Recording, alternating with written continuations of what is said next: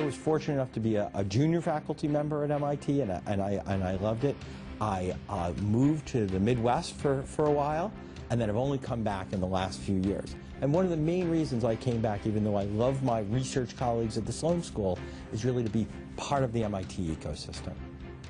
And that is a lot about working with companies and learning from companies that are trying new things and trying to establish new forms of collaboration. Trying to they're not just experimenting in a technical sense, but I think in the MIT innovation ecosystem is an experiment in an economic sense. That we're trying new things in terms of how we construct value chains, how we translate entrepreneurship into competitive advantage, and how we even create models for entrepreneurial strategy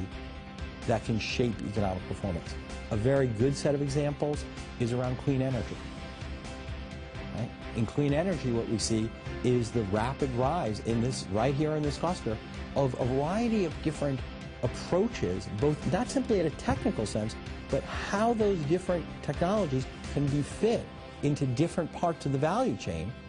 and how they can reshape, collaborate, compete with different types of industry players.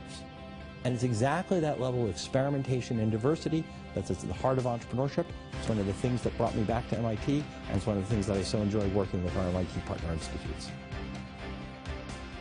One of the interesting stories we see around the MIT innovation ecosystem is the role of this ecosystem for really creating not simply a great environment for invention and for discovery, and not even for just startups, but really creating an environment for the commercialization of those ideas. One of the most interesting great parts, I think, of the MIT system is that here we have an environment where you can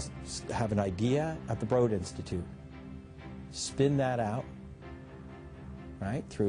spin that out directly into either the Cambridge Innovation Center, right down the street,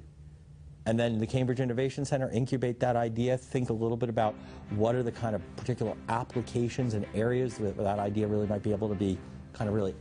brought to market in a powerful way. And then we can take that idea and then work with a more established firm, maybe Novartis, which is also on the very same street. So even relative to, I think, some of the other great innovation clusters throughout the world, whether or not it be Silicon Valley or other areas, one of the things we see here is that the role of location is so special